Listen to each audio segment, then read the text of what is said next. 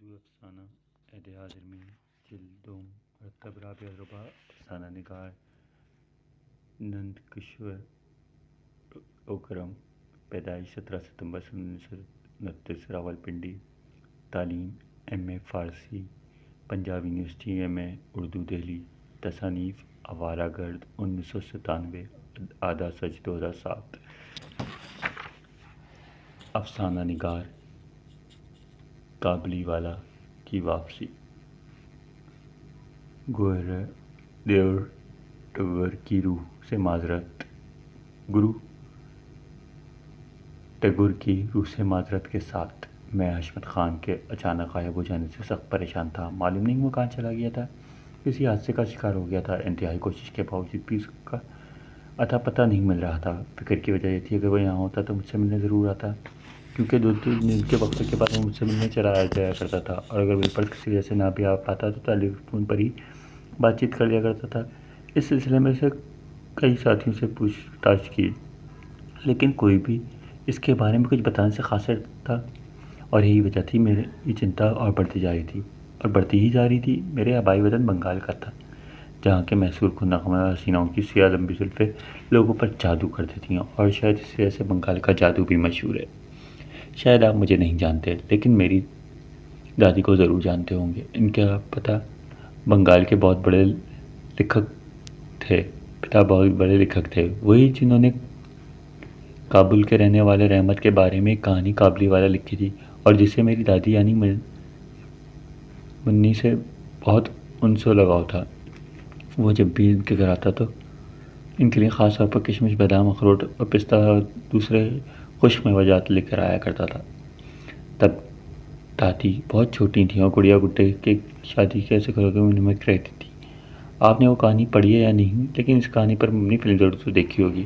خیر چھوڑیے اس لمبے قصے کو، اب تو اس قصے کو بیتے بھی لگ بھگ 5 صدی گزر چکی، مگر میں نے یہ کہانی کئی بار پڑھی ہی نہیں، اپنی دادی کو زبانی بھی سنی ہے، جس سے سناتے سناتے ان کی آنکھوں میں آنسو آ جاتے تھے۔ اب تو ان کا انتقال ہوئے بھی عرصہ بیت چکا ہے، لیکن مجھے اس بات پر انتہائی فخر ہے کہ میں اس دادی کا پوتا ہوں جو کابلی والا کی ہیروئن تھی، اور جو کابلی والا کے آنے کا بے صبری سے انتظار کیا کرتی ہیں۔ حالانکہ ایک وقت تھا جب اس سے بہت ڈرتی تھیں، اور ان کا خیال تھا کہ میلے کچیلے اور ڈھیلے ڈھالے کپڑے پہنے، سر پر پگڑی باندھے، پیٹھ پر جھولی اور ہاتھ اور انگوروں کے 2-4 بکس اٹھائے سڑکوں اور گلیوں میں گھومنے والا کابلی والا کی جھولی میں ننھے منھے بچے ہوتے ہیں جنہیں وہ چوری چھپے اٹھا کر لے جایا کرتا ہے۔ مگر آہستہ آہستہ یہ اس کا ڈر ختم ہو گیا، اب دونوں کی خوب دوستی ہو گئی۔ شادی کے بعد میری دادی کلکتہ سے دہلی آ کر تیمار پور میں بنے ایک سرکاری کوارٹر میں رہنے لگیں، کیونکہ میرے دادا کیلاش واسن سیکریٹریٹ میں ایک اچھے خاصے عہدے پر مامور تھے۔ کئی برس تک وہ تیمار پور کے سرکاری کوارٹروں میں رہنے کے بعد سینٹرل سیکریٹریٹ کے نزدیک گول مارکیٹ میں اپنا نجی مکان بنانے میں کامیاب ہو گئے، وہاں رہنے لگے۔ جب میرے والد کی شادی ہوئی تو پریوار بہت بڑھ گیا، لہٰذا میرے والد نے چترنجن پارک میں ایک پلاٹ لے کر وہاں مکان بنا لیا۔ میری پرورش پریوار میں ہوئی کچھ یہاں اور یہاں امریکہ آنے سے بیشتر میں چترنجن پارک میں ہی رہا کرتا تھا، لیکن میں تو حشمت کی بات کر رہا تھا، اور حشمت کا کابلی والے سے کیا رشتہ تھا جو میں اتنی لمبی چوڑی تربیت باندھ رہا ہوں۔ دراصل میں نے رحمت کابلی والے کی کہانی اتنی بار پڑھی اور سنی تھی کہ مجھے افغانستان اور وہاں کے باشندوں سے جذباتی طور پر لگاؤ سا ہو گیا۔ جب میں دہلی میں تھا تب مجھے کوئی پٹھان نظر آتا تھا تو میں اسے اس کے ملک کے بارے میں جاننے کی کوشش کیا کرتا تھا۔ اتفاق کی بات ہے ایک دن جب کار خراب ہونے کی وجہ سے میں ٹیکسی ہائر کر کے ٹریڈ سے مینہٹن کی طرف جا رہا تھا، اتفاق سے اس کا کیب کا ڈرائیور بھی ایک 35-40 سال کا پٹھان نکل آیا۔ یہ اندازہ میں نے اس کے ڈیل ڈال اور شکل و صورت سے لگایا تھا، لیکن پتہ نہیں لگ رہا تھا کہ وہ پاکستان کے صوبے سرحد کرنے والا یا افغانستان کا، لہٰذا اس نے تحقیق کی غرض سے پوچھا، خان صاحب آپ کہاں کے رہنے والے ہیں؟ میرا سوال پر وہ چونک اٹھا، کیونکہ عام طور پر اس طرح کے سوال امریکہ میں پوچھے جانے کا رواج نہیں، وہ اپنے کام سے کام رکھتے ہیں۔ شاید اس کارن میری سوال پر اسے حیرت ہو رہی تھی۔ وہ کچھ لمحے جواب تو نہیں دے پایا، پھر اس نے ٹھنڈی آہ بھری اور بغیر پیچھے دیکھے جواب دیا، جناب میں کابل کا رہنے والا ہوں۔ کابل کا ذکر سن کر پھر مجھے رحمت کی یاد آ گئی۔ میرے منہ سے بے ساختہ نکلا، واہ کابل! کیا خوبصورت جگہ ہے، اتنی خوبصورت جگہ چھوڑ کر یہاں کیا کر رہے؟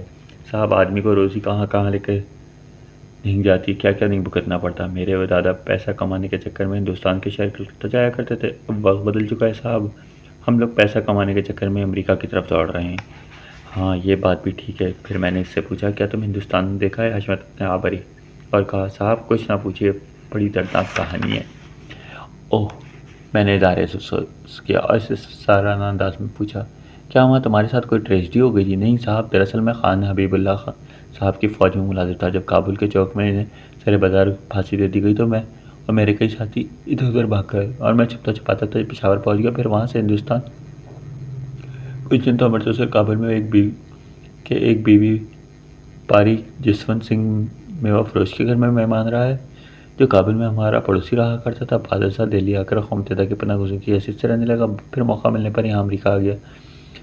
اس نے بنا پیچھے دیکھے سوال کیا صاحب کیا آپ نے کابل دیکھا ہے؟ نہیں، لیکن مجھے دیکھنے کی خواہش ضرور ہے۔ لیکن آپ کو کابل میں دلچسپی کیوں ہے؟ مجھے سمجھ میں نہیں آیا تھا اس سے دلچسپی کی وجہ کیا بتاؤں۔ میں نے چند ثانیے چپ ہو گیا، پھر گویا ہوا۔ دراصل میری دادی کلکتہ کی رہنے والی تھی۔ جب وہ کم سن تھی تو ان دنوں رحمت خان نامی ایک پٹھان وہاں آیا کرتا تھا۔ اسے میری دادی سے بہت پیار ہو گیا تھا، وہ ہمیشہ ان کے لیے میوے لایا کرتا تھا۔ صاحب رحمت خان تو میرے دادا کا نام تھا، وہ بھی کلکتہ میں بیوپار کرتے تھے۔ بچپن میں ایک بار انہوں نے مجھے بتایا تھا ایک بنگالی سے اس بات پر جھگڑا ہو گیا تھا کہ ان کے دھار چکانے سے مکر گیا تھا، اس پر انہوں نے مار پیٹ کی اور انہیں سزا ہو گئی تھی۔ ہاں وہی رحمت، وہی تو میری دادی سے ملنے آیا کرتے تھے۔ جیل سے چھوٹتے ہی دوسرے دن میری دادی سے ملنے آئے تھے، مگر تب ان کی شادی کے لیے منڈپ تانا جا رہا تھا اور مبارک موقع پر نانا نے رحمت کو دوسرے دن آنے پر ٹال دیا۔ رحمت چاہتے تھے کہ ایک بار وہ منی یعنی میری دادی کو دیکھ لیں، پھر بڑے نانا نہیں مانے، تب مجبوراً رحمت خان نے بعالم مجبوری واپس جانے کا ارادہ کیا اور جانے سے پہلے انہوں نے نانا جی کی ایک پوٹلی تھی، جس میں انگور تھی، کشمش، بادام تھے اور وہ چاہتے تھے کہ یہ سوکھا اور میوہ منی کو دے دیا جائے۔ نانا جی میوہ کو دیکھ کر پسیج گئے اور انہیں میوہ کی قیمت دینے کے لیے کچھ پیسے نکالنے چاہے تو انہوں نے جو بات کہی اسے نانا جی کو جھنجھوڑ کر رکھ دیا۔ تمہارے دادا، ان کا ہاتھ پکڑ کر بھی رائیوی آواز میں کہا تھا، آپ کی بڑی مہربانی بابو صاحب، دراصل جس طرح آپ کی یہ بیٹی منی ہے نا، اس طرح کابل میں میری ایک بیٹی ہے، میں اس کا چہرہ یاد کر کے منی کے لیے میوہ لایا ہوں، پیسہ کمانے کے لیے نہیں۔ یہ واقعہ سن کر حشمت کی آنکھوں میں آنسو بھر آئے۔ اس نے بہرائی آواز میں کہا، ہاں دادا نے مجھے یہ بات بتائی تھی۔ پھر وہ اپنے آنسو پوچھتے ہوئے بولا، صاحب ان کے بارے میں اور کیا جانتے ہیں؟ حشمت خان، میں تمہارے دادا کے بارے میں بہت کچھ جانتا ہوں، کیونکہ میرے بڑے نانا بنگال میں بہت بڑے لکھک تھے۔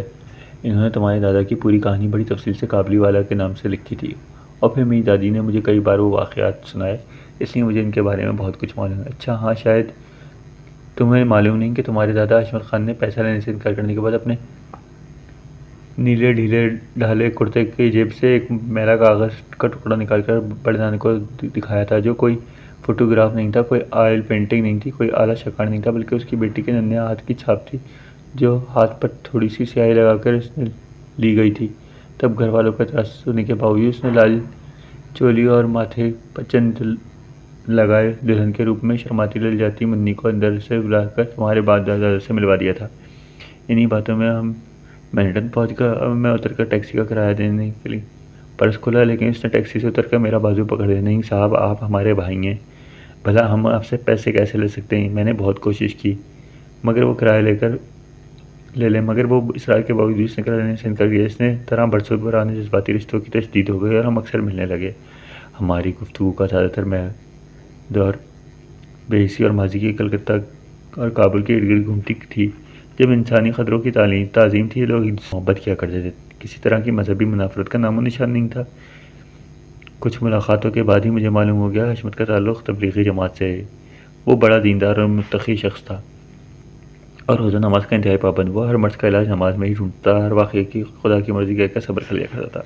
ایک دن کہنے لگا، اللہ کی مرضی کے سامنے انسان مجبور ہے، ہم اس کی رضا کو سمجھنے سے قاصر ہیں۔ اب دیکھیے نا، میرے دادا کلکتہ میں قید و بند کی تکلیف برداشت کرنی پڑی، حالانکہ حقیقت یہ تھی ایک شخص نے رامپوری چادر اور ادھار لی تھی، بعد میں روپے مانگ پر جھوٹ بول کر روپے سے دینے سے انکار کر دیا اور انہیں بدی گالیاں دی تھی۔ کیا اب اتنے پیسے مانگنا جرم ہے؟ کیا کوئی گالی دیتا تو خاموش رہنا چاہیے؟ میرے دادا گالیاں سن کر غصے میں آ گئے، چاقو سے زخمی کر دیا۔ عدالت نے جان لیوا حملے کے جرم میں کچھ برس سزا دے دی، حالانکہ حقیقت میں قصوروار شخص وہ تھا جو ادھار سے مکر گیا تھا اور رقم مانگنے پر گالیاں دیتا تھا، مگر شاید اس میں بھی اللہ کی مرضی تھی۔ ہر بڑے المیے پر اللہ کی مرضی کہہ کر حشمت بہت کھلتا تھا، حتیٰ کہ جب ٹریڈ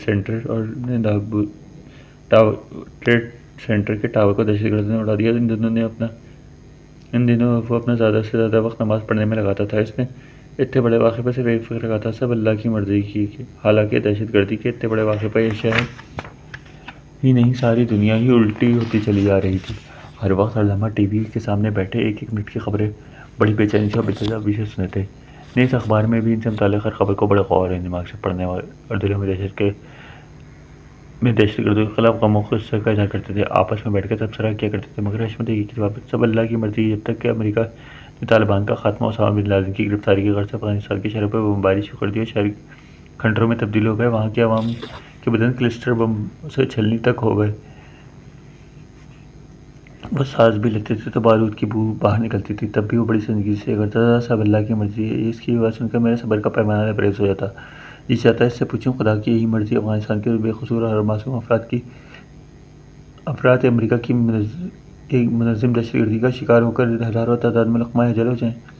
اس کی سنجیدگی نے مجھے ایسا کیسے ہمیشہ روکا؟ جب عراق پر صدام حسین کی موت کے حکومت کا خاتمہ ہوا، امریکی فوجیوں نے ظلم و تشدد کی انتہا کر دی، وہاں کی تہذیب و تمدن کو نابود کر دیا، یقین چنگیز اور ہلاکو خان کے ریکارڈ توڑ دیے، تو ان دنوں نہ معلوم کیا اس کا نانا رخ بند سا ہو گیا، سمجھ نہیں آتا تھا وہ حشمت کہاں غائب ہو گیا۔ کئی ساتھیوں سے پوچھا مگر اس کا کوئی ٹھوس ٹھکانہ نہ ملا، مگر پھر ٹیلی فون کرنے پر آنسر مشین سے جواب ملتا، وہ فی الحال گھر پر نہیں ہیں، عذرائے کرم اپنا پیغام چھوڑ دیں۔ میں حشمت کو یوں غائب ہو جانے سے بےحد پریشان تھا۔ ایک دن اچانک صبح کسی نے کال بیل بجائی، میں نے اٹھ کر دروازہ کھولا تو سامنے حشمت کھڑا تھا۔ اس کی شکل صورت دیکھ کر حیرت اور استعجاب سے میرا منہ کھلے کا کھلا رہ گیا، اس کی شکل پہچانی نہیں جاتی تھی، جیسے وہ صدیوں سے بیمار ہو، چہرے پر جھریاں ابھر آئی تھیں، جیسے کسی بڑی جنکشن پر پھیلی ٹیڑھی میڑھی سی ریل کی لائنیں۔ اس کا سرخ گورا چہرہ اب کچھ صاحبی رنگ کا نظر آ رہا تھا اور اس کی آنکھوں میں چمک مدھم پڑ چکی تھی، یہی نہیں اس کا لمبا تڑنگا جسم بھی کچھ جھکا سا محسوس ہوتا تھا، جیسے وہ کچھ تھک گیا ہو، کسی گہرے غم و فکر نے اسے توڑ کر رکھ دیا۔ میں نے اس تشویش رہجے میں پوچھا، حسن بھائی اتنے دن کہاں رہے؟ وہ میرے پاس ہی صوفے پر دھیرے سے بیٹھ گیا، ایسے معلوم ہوتا تھا جیسے بہت تھکا ہوا ہے۔ میں نے اٹھ کر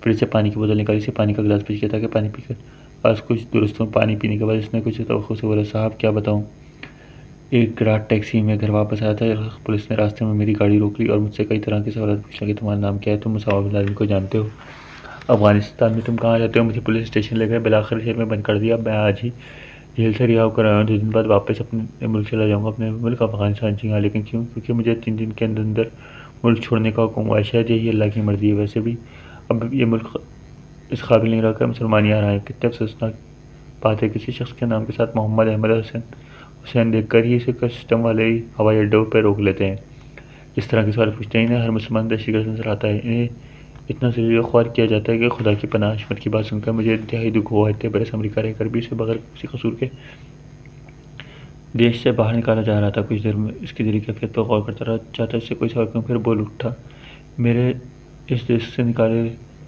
میں شاید اللہ کی مرضی شامل ہے، شاید اللہ چاہتا ہے میں اپنے ملک جا کر ملک کی طاقت کو ختم کرنے کے لیے وہ دوسرے حب الوطنوں کے ساتھ مل کر جنگ شروع کروں۔ آج امریکہ نے اقوام متحدہ کے ریزولوشنوں کو ٹھکرا کر عراق میں جو دھاندلی کی ہے آپ جانتے ہی ہیں، اس طرح افغانستان میں جو حالت کی ہے وہ کسی سے پوچھتا نہیں۔ ان لوگوں نے طالبان اور اسامہ بن لادن کو ختم کرنے کے بہانے محکوم حکومت ہم پر مسلط کر دی، وہ میرے وطن کو امریکی اڈی میں تبدیل کرنے کا منصوبہ بنایا، وہاں جا کر میں روسیوں کو طاقتوں کو ختم کرنے کی کوشش کروں گا۔ اتنا کہنے کے بعد وہ لخت کھڑا ہو گیا اور رخصت ہونے کے سے مجھ سے بغیر ہو کر رک گیا۔ اس وقت اس کی آنکھوں میں آنسو جھیل ملا رہے تھے، اس کے قدم من بھاری ہو گئے تھے۔ حشمت مجھے الوداع کہہ کر آہستہ آہستہ چلتا ہوا شام کے اندھیرے میں کھو گیا۔ اس کے جانے کے بعد میں کئی لمحے دروازے پر کھڑا سوچتا رہا، رحمت اور حشمت کو ہمیشہ ہی نہ کردہ گناہوں کی سزا ملتی رہے گی کیا؟